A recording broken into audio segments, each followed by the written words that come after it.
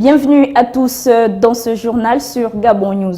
Dans l'actualité ce soir, clôture du Symposium international de sculpture sur bois, un rendez-vous artistique qui s'est ouvert il y a quelques semaines à Libreville sous le thème Partage. Les artistes ont donc présenté leurs œuvres aux autorités compétentes cet après-midi dans la capitale gabonaise. Lancé il y a près de 2 semaines déjà, le recensement de la population gabonaise est en proie à quelques difficultés, au nombre desquelles l'adressage des villes, une situation que la Direction générale de la statistique n'a pas manqué de relever. Et puis c'est officiel, le coup d'envoi de l'édition 2013 de la Coupe de l'Indépendance qui a été donnée à Libreville. Les détails de la première confrontation de cette compétition dans ce journal.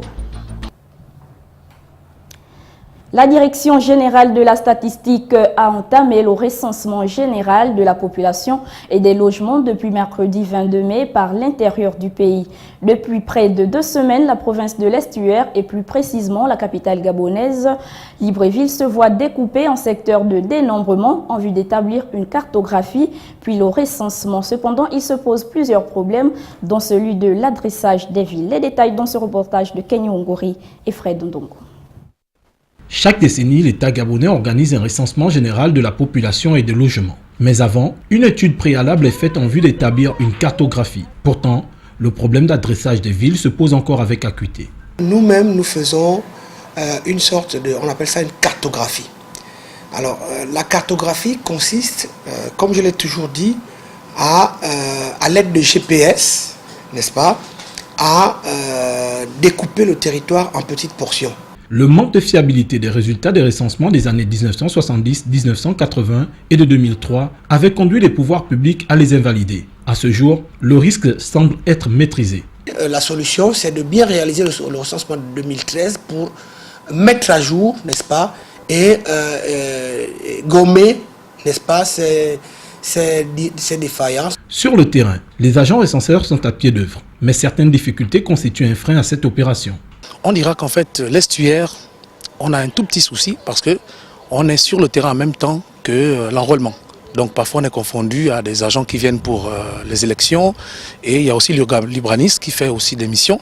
Donc tout le monde croit que bon, on vient là c'est pour les déguerpir et tout ça, donc ce sont un peu les difficultés et les difficultés d'accessibilité aussi parce qu'il y a des zones qui sont devenues extensibles. Après l'établissement de la cartographie et le découpage du pays en secteurs de dénombrement, interviendra la phase du recensement prévue dans 2 mois. La cérémonie de clôture du Symposium international de sculpture sur bois, dont le thème était Partage, s'est déroulée ce mercredi au ministère de la Culture en présence du Premier ministre Raymond Donsima et du ministre en charge de la Culture Walker Oneouin. Les participants venus de plusieurs pays ont mis leur talent et leur savoir-faire à contribution pour le bonheur des visiteurs de l'exposition. Marlise Nguema et Refi Tsoga pour le reportage.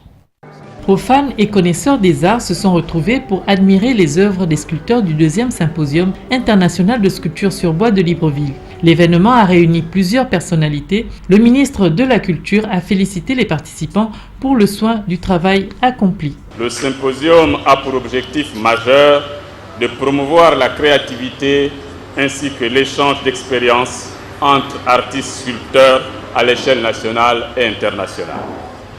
En se félicitant de cette merveilleuse aventure, force est de reconnaître que la réalisation de ce 2e symposium est une nouvelle réussite dans la mise en œuvre de la haute vision de son Excellence Ali Bongo Ondimba, président de la République, chef de l'État, de faire du Gabon un carrefour fertile pour les œuvres de l'esprit et de promotion du dialogue des cultures et des civilisations. Le directeur général de la culture, dans son allocution, a félicité la maîtrise de l'art de ces sculpteurs. Il s'agit aujourd'hui de la présentation et de la réception par le ministère en charge de la culture de ces 12 sculptures. Ce site était devenu un rendez-vous culturel et un atelier photographique, tant la technicité et l'ouvrage des sculpteurs fascinaient. On y avait l'occasion de voir comment on passe d'un lieu de bois mis à la disposition de chaque sculpteur par l'organisation à une œuvre d'art finie qui devient aujourd'hui propriété de l'État gabonais et devant servir à l'embellissement des édifices et bâtiments publics. Les rencontres culturelles et artistiques de Libreville sont le rendez-vous du donner et du recevoir incontournable des sculpteurs sur bois de tout pays. Nous restons au Symposium international de sculpture sur bois de Libreville avec cette fois les explications sur les œuvres exposé de quelques sculpteurs qui sont au micro de Marlise Nguema et Refu Tsoga que je vous invite à de prendre part pour le développement de la culture, particulièrement de la sculpture gabonaise. On ne peut pas parler de véritable partage s'il n'existe pas une certaine entente entre les peuples. Alors ici c'est une sculpture abstraite, harmonique qui présente deux personnages. Ces deux personnages, au-delà, ils sont différents, mais au-delà de leurs différences, ils sont tout de même liés, solidaires. Ils partagent les mêmes racines, ils partagent le même tronc d'arbre qui est l'expression de la vie. Les différentes figures géométriques ici ne sont autres que les valeurs de la vie. Alors, au-delà de leurs différences, ils sont liés pour l'équilibre de ceux qui ont en commun le cosmos, le monde.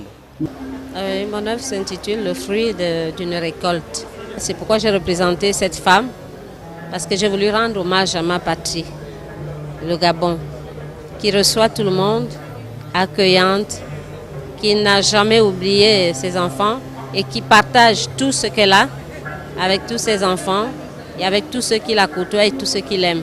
Vous voyez sur l'œuvre, l'homme est placé en arrière. C'est parce que dans tous les cas, l'homme doit protéger la femme. Et vous allez voir sur l'œuvre, il y a la main de l'homme qui va en arrière, qui reçoit la femme par la main gauche.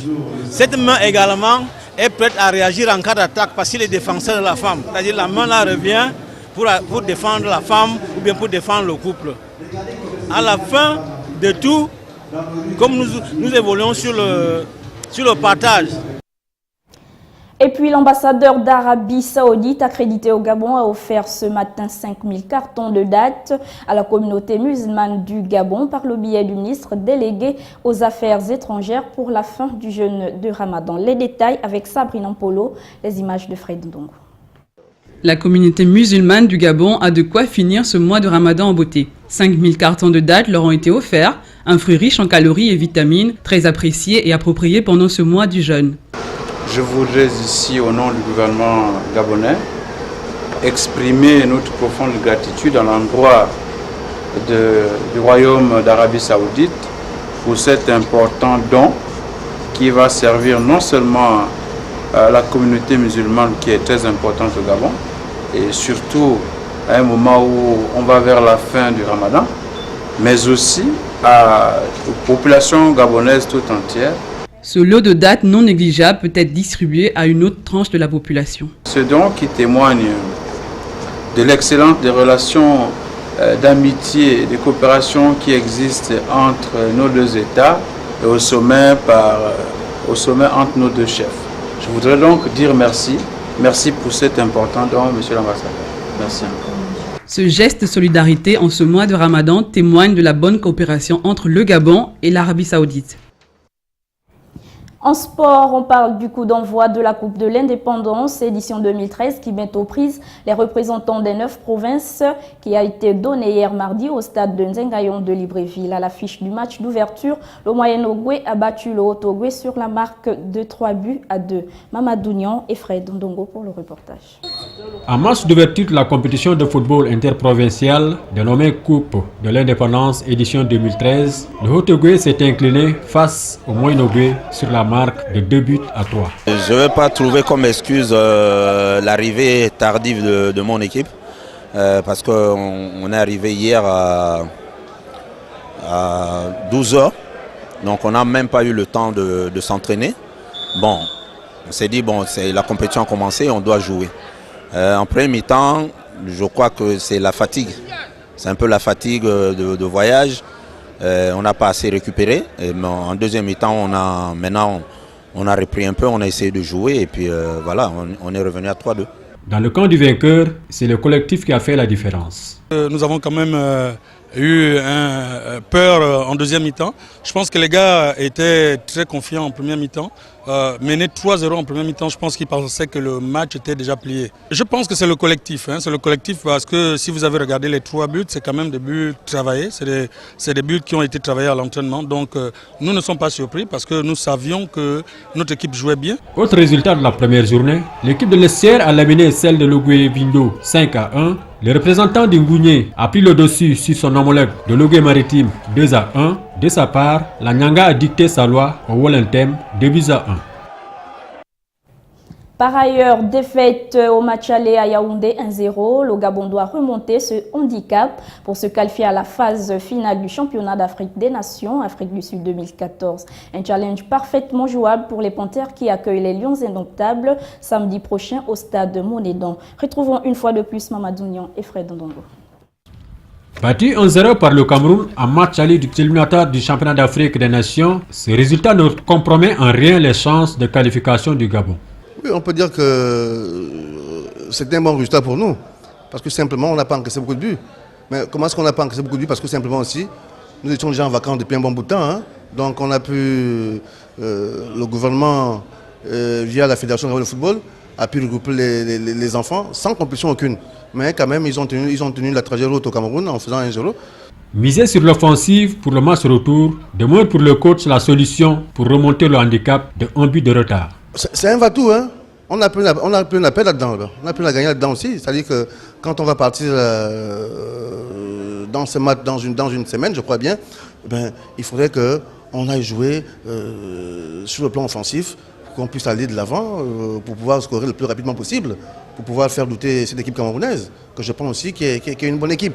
Mais, je répète, nous avons encore nos chances intactes à Libreville. Ils nous ont mis 1-0 à Yaoundé. On peut aussi les mettre 1-0 à Libreville. Remonter le handicap et s'offrir une troisième qualification consécutive au championnat d'Afrique des Nations 2014, tel est l'objectif des Panthères qui affrontent le Cameroun samedi prochain au stade Monédan. C'était l'essentiel de notre actualité du jour. Merci de votre fidélité. L'information continue sur www.gabonnews.com. On se retrouve demain à la même heure. Au revoir.